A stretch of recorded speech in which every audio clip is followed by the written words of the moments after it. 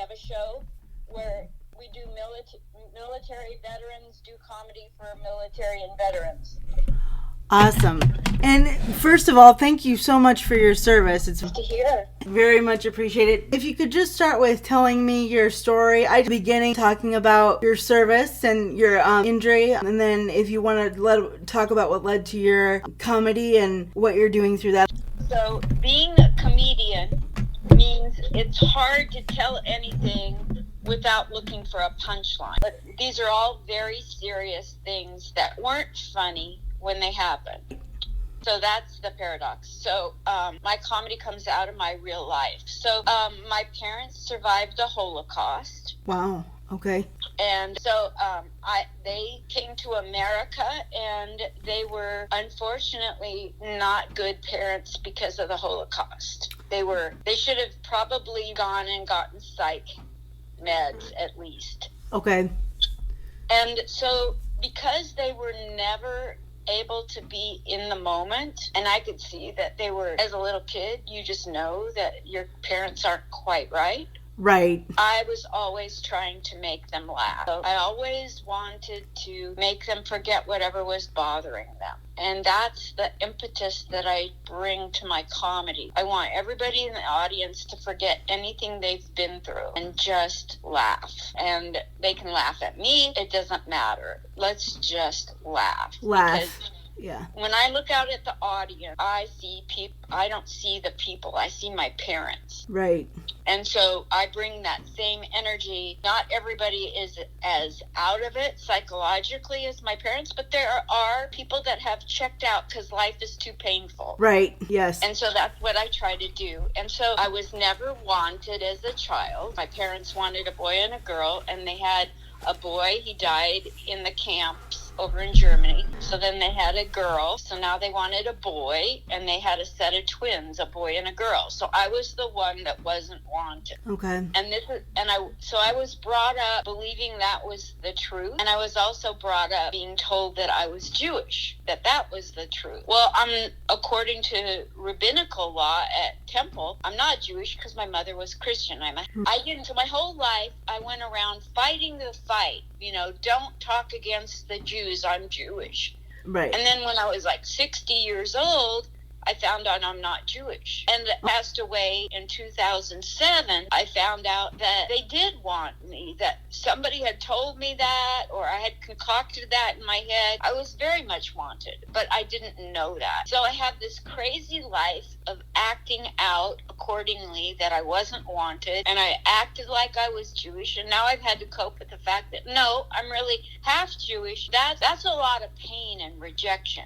The people at church did not want me to date their boys, their sons. The people at synagogue didn't want me to date them. So I wasn't wanted really anywhere, and that's what I felt. That's what I was told somehow. And so my life was really sad. And so I always just didn't want people to be sad like I was sad. So I just started making people laugh, because I know how sad you can get when life hands you lemons, and so my life is always, before I went on stage, it's always been about making people laugh. I made an East German border guard laugh in the military. I'll go into that aside, but yeah, I made a Buckingham Palace guard laugh. Anybody who's bored or sad or upset, that's what I do. I make people forget their pain. It's powerful. It is very powerful. Yeah, and it's healing. It's healing for people. So I also teach curriculum that I've developed, which is called From Pieces to Peace, where I take military people and I teach them how to take their pain and turn it into funny material if they're ready, if it won't upset or trigger them. Some people aren't ready, and you can't make them do it before they're ready. Right. But if they're ready, and my opinion is military people bury a lot of stuff. Uh-huh.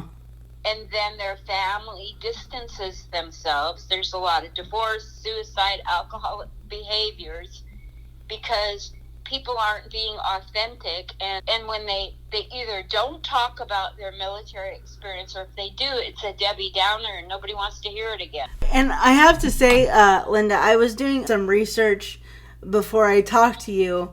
So I knew that for veterans it was, am I correct in saying that the statistic is something like 20 a day veterans that are dying by suicide? 22.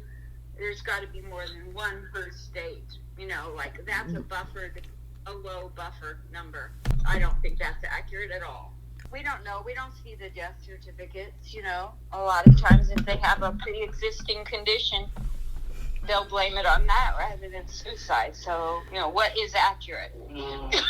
Right. And so with your, and again, thank you so much for your service and, the sacrifices that your family made. I can't even imagine. What led you, so do you think that also, your comedy is a big part of who you are, but your service as well? Did your upbringing with your family lead you to your service that you ended up doing? Oh man, I felt so not wanted. And then I had all the women in my family were overbearing. Okay. And I didn't know how to relate. I'm quiet, I'm sensitive. I was always told I was too sensitive. I couldn't fit in. They just steamrolled me all the time. And I couldn't wait to get the heck away from all of the strong women. My grandmother was so mean to my grandfather, always yelling at him. My mother was, my parents went to alcoholism, to coke. Okay. Which was their choice. And my mother was a mean drunk. Okay. Very, her way or the highway. She was very racist and homophobic. And, and I don't like hate. Right. Like, for God's sakes, our people were killed because of hate. So why are you hating on other people? Can't you learn the lesson from your own life? Right. Not to hate others. And so I wanted to get away. So I was looking for a way to get out of Portland, Oregon. And, I could sing. So I applied for all kinds of musical touring groups. Somebody said you could get in a choir with the Army. So I went to a recruiter.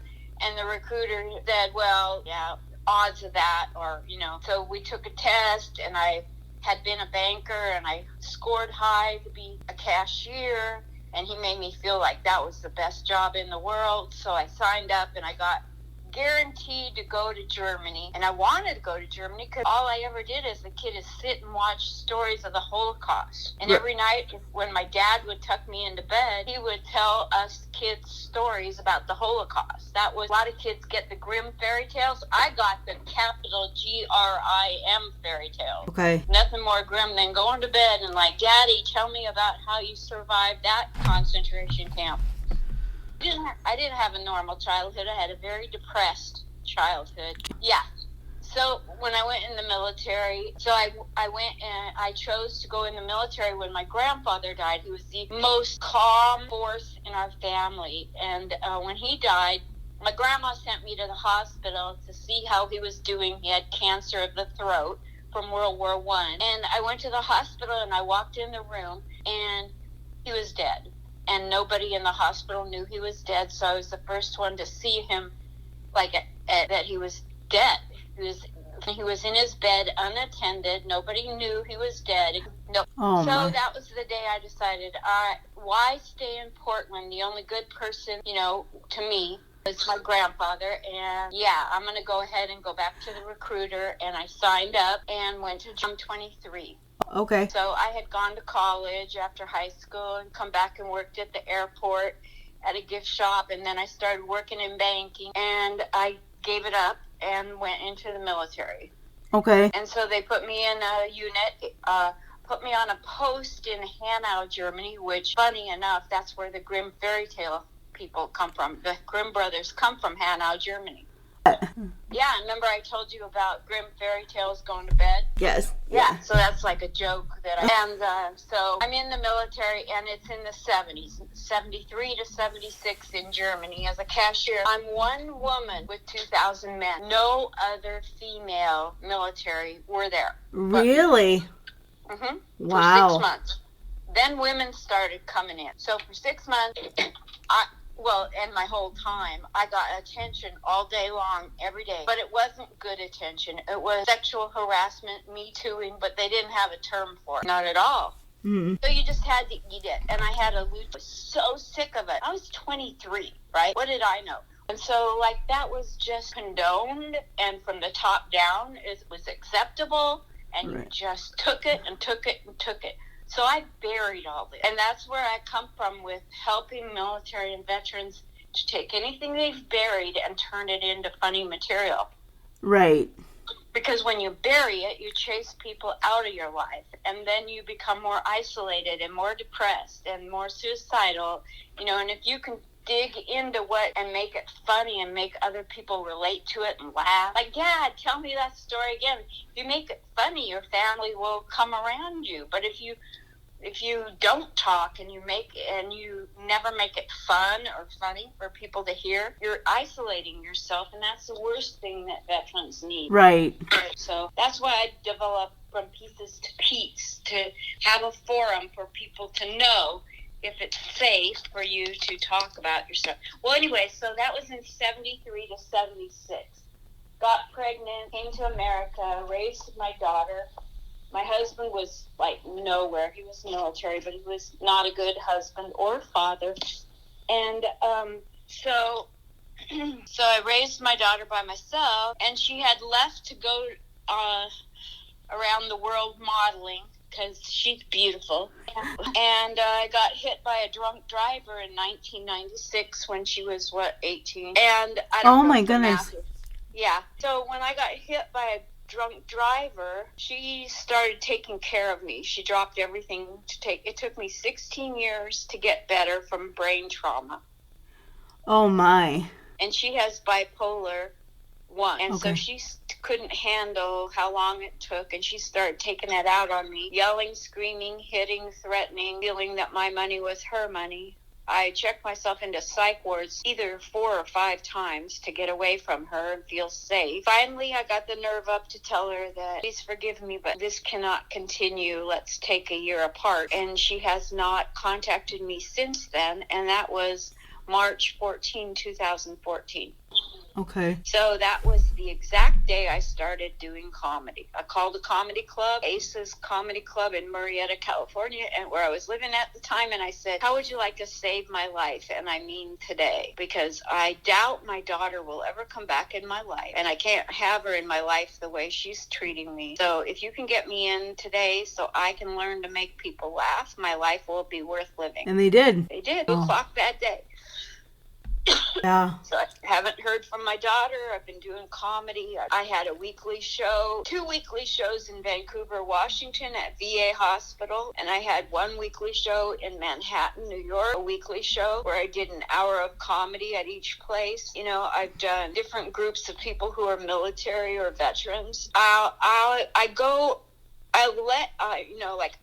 learn comedy so that I can be seen as a professional, so that I can touch the lives of military and veterans. Anything I'm doing that's not military or veteran is being done so I'm seen as a professional. Right. And I have to say, Linda, when I was preparing for this podcast, I watched some of your shows there, and they're very funny. So I definitely encourage, and I've told you any links that you send me, I'll be sure to continue to share those on my page. Because I come from a family, even though you and I have very different experiences, for me and my family, and I've been fortunate on my end of things to have a very loving and supportive family, especially my mom. So I am thankful for that, because I do realize, like your story, so many stories for people with disabilities or in that community or veterans or not, that is not the story. But for us, humor has been a huge part in surviving what we've survived and the ups and downs that we've had with my disability. And so when your name came up and you reached out to me, I was so excited, because I think what you're doing through laughter, I really do think it's the best medicine, and I think what you're doing is so important. Thank you so much. Yes.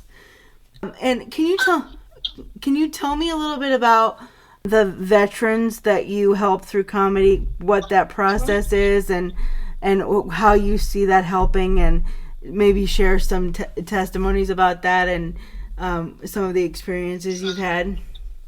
Sure. So I did comedy at the Portland VA Hospital about 3-4 years ago, and I also did comedy in Portland, Oregon at the transition projects for homeless people. Half of the beds are for veterans. So they let me come in and at the transition projects, They let me come in and do a comedy show for everybody. And then anybody who's a veteran would go up and I would teach them to take their pain and make it funny. And so out of that, a few people wanted to get on stage. So, of course, being a comedian, I knew where to get them on stage that would be safe, non-triggering. So one guy is still doing comedy, but a lot of them, it just helped them to have a safe place to delve into the crap that's happened to them and explore ways to make it funny. And that what that does is that gives them a different focus to think of their trauma. Right. Like, maybe I can start looking at this and in a funny way instead of so doggone serious. Right. And what is the way that you teach them to turn that pain into comedy? How does that process work for you? When they come to my class, they find that out. Right. But Okay. it's a process of, so, it's the type of soul searching that we go through. Sure. And then they get guidance on how to do it and how not to, we have to have somebody there in case they do get triggered. It's got to be a safe place when they're ready. But it's just like comedy training, but for a special group of Gotcha. And what is something that you want people who aren't veterans, what would be some things that we can do to help veterans? What would be some of the biggest things that we could do? I think the biggest thing that we can do as humans to veterans is quit shoving a pacifier in their mouth by saying, thank you for your service. And stop and say, I want to acknowledge you for your service. What was that like for you? It must have been a real sacrifice. I can't imagine. What was the best part? What was the worst part of being in the military? What did anybody come and entertain the troops when you were there? Were you treated well? Are you being treated well now? What are some of the struggles that you have had because of the military? Maybe that the VA isn't acknowledging. Do you know how many stories I've heard of people who have told me that they have experienced things and the VA is not acknowledging them and they're just out to fend for themselves? I know a guy that wanted to serve during Vietnam, so he lied about his age. Served over in Vietnam, and the VA won't let him go to the VA hospital. He served our country, but they nullified everything because he lied about his age. Do you know that's lying about your age has been happening since we had the military? I was going to say, I didn't think that was an uncommon thing necessarily. That's amazing. That's what I think should be done. Let them talk. Don't go up and shove your thank you in their face, because really that reminds them that they were not appreciated, that they were I would do I know it's weird to have a Jewish person quote Jesus, but Jesus asked questions. Ask questions, wow, well, where did you serve? Oh my gosh, that when you say where and when did you serve, you better, don't talk to them and try to shut them up. Be willing to stand there for 5 or 10 minutes until they feel they can trust you and open up and tell you something. I had a guy, I was at the VA hospital in the middle of the night in the emergency room because I needed pain medicine. And I went to get a cup of coffee because I'm addicted. And I got a cup of coffee out of the machine, and a guy came rolling in a wheelchair with a missing kneecap. A missing kneecap at the VA hospital. Oh my goodness. Pushing himself in a non-electric wheelchair, missing a kneecap. And I said, what the hell are they doing to you here? I mean, show them. Don't just give lip service. Show them you care about their plight. I showed him, what in the world are they doing to you? Making you push your own wheelchair? God, you served our country, probably in battle. Not where, I just counted money. I didn't even have to go and pick up trash once, ever. These guys really serve. And he said, well, I've been here 3 months waiting for a new kneecap. Oh my gosh. Listen to them. We are, as a VA hospital, and you can quote me on this, we are injuring veterans psychologically and physically, left and right. And the VA process of applying for disability or compensation, I was just going to say, I can't imagine what that must be like. They go through having to dredge up all their trauma and bring it all to the surface. Then they get told that they're lying. The process is to turn you down and to deny it first. And they put you in front of a judge, like you have to defend it. Like you have, I was victimized over and over and over and over. I had such severe PTSD, and I had to go before a judge, and I had a VA representative, some organization rep, and because I was asking for a disability of depression, of PTSD due to the way the men treated me in the military, they did not want to approve it. Do you know how long it took me to fight the VA to get it? How long did it take? 30 years. You're kidding me. Nope. Oh my gosh, Linda. And they only went retro 10 years. 10 years, that's it. They didn't go back to 36 years of pain. They only paid me 10 years, and my daughter stole that. Oh my goodness. And, so, just to kind of relate as much as I can here again, I've never been in this service, but I just want people out there to, that are listening to us that don't have a disability or somebody in their family or aren't, a veteran. I really want people to understand, as somebody who had a manual wheelchair for most of my life and then has an electric one now, people do not understand that veteran, on top of, not having a kneecap, pushing a manual chair is not an easy feat. And it's very difficult. And these services that Linda's talking about, or that this man needed, they are extremely difficult to get. And you do have to go through these insane processes. So for a veteran, I can't even imagine. I want to say one more thing. Yeah, absolutely. The thing that made me start wanting to do comedy for the military was this soldier that was dressed in a Marine blues. He was in his fancy Marine outfit. And he was probably 70 years old, and he was at a little restaurant. And he said, "Aren't you the veteran that does comedy?" And I said, "Yes." And he goes, "Well, maybe you can help me with a joke." He gave me the idea of taking something painful and making it funny. He goes, "I am so depressed, and I don't know how to say this in a funny way." Uh-huh. What a gift that he asked me the question. Because I'd never thought.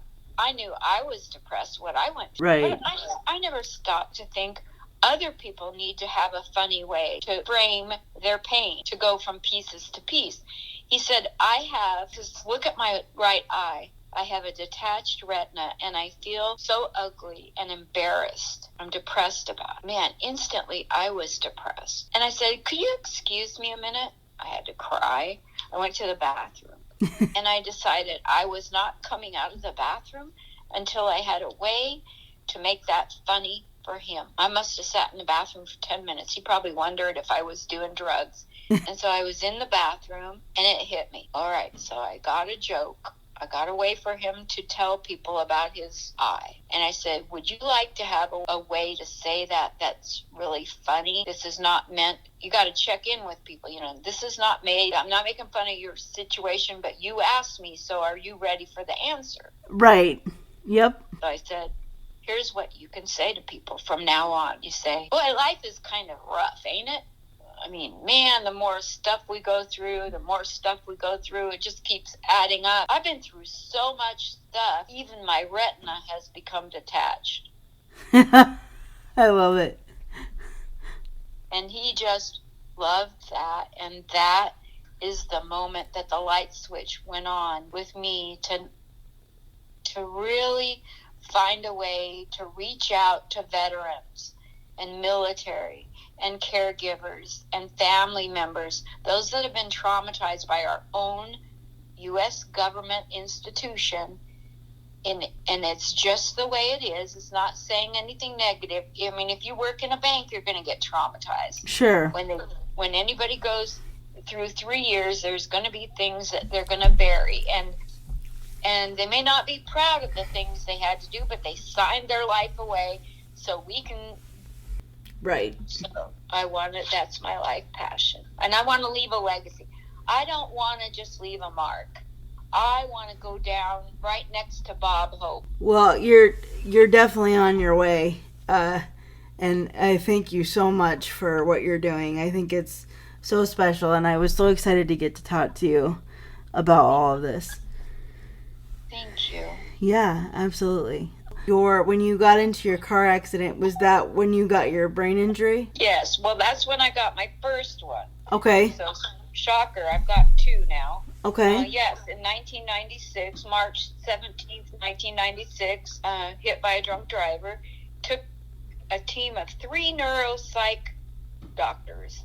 It took them 2 years to diagnose a brain injury that I, the patient with the brain injury, knew I had at the moment of impact. Okay. All right. So maybe they all 3 had one collective brain injury. I don't know.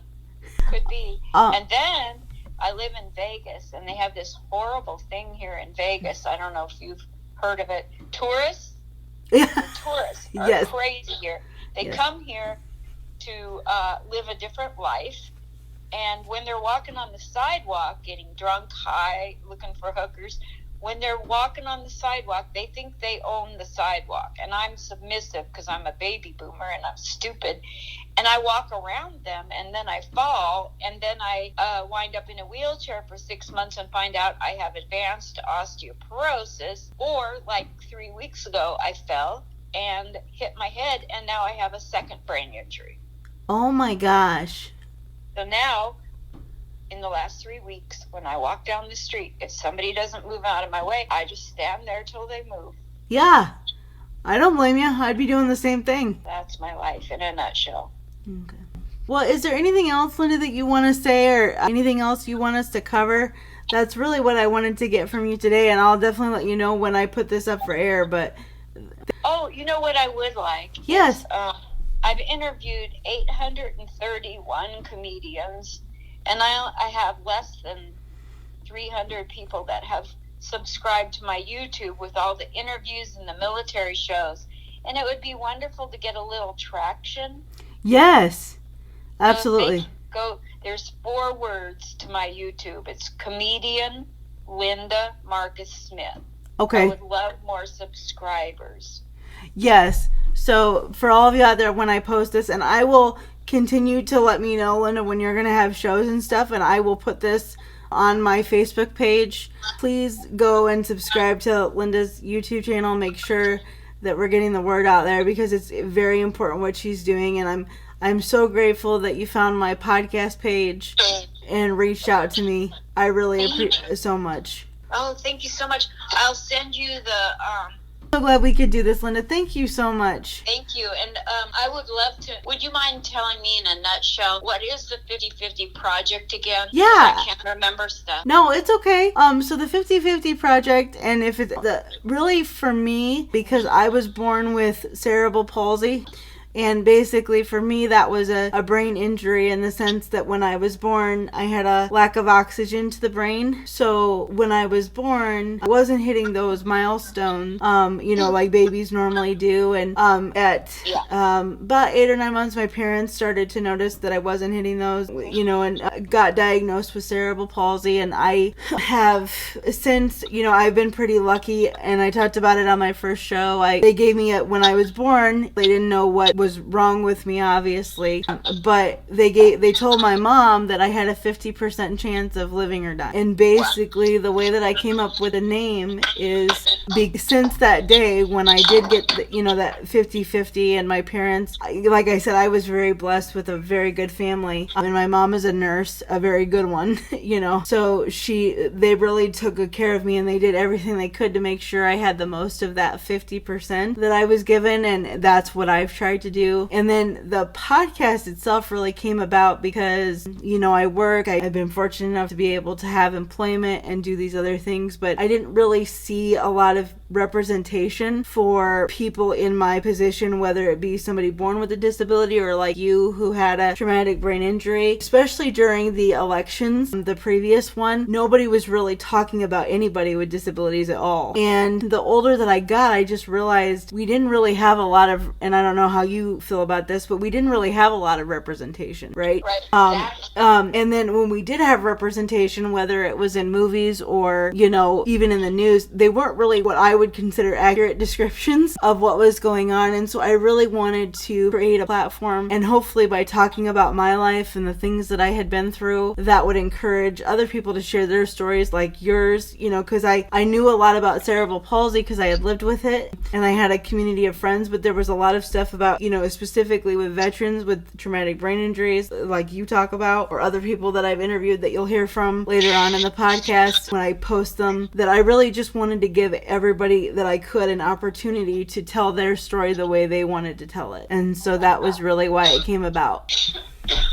Wonderful. Yeah, so that's so the 50/50 project is self-funded, or I have very dedicated friends and family that have been promoting my show, and so I'm really hoping to get sponsors at some point here. People like you sharing the page and the people that have joined the page and are listening to the podcast, I so appreciate, and I'm just grateful that, you know, people like you and the people that have been on thus far that I'm going to post that you'll hear from, you know, have been willing to come on and tell their stories and answer my questions and all of those things. And so that's really my 50, and hopefully I can help, you know, you live out your percentage that you've been given every day, and I, you know, tell your story. So that's really what I'm looking forward to. And so how do I... Linda, well, thank you so much. This has been amazing. Thank you so much for sharing. Yes, thank you, and thank you so much for talking to me. And I will let you. I'll get those links sent to you. Send me yours if you need to post on the page. Please do so. And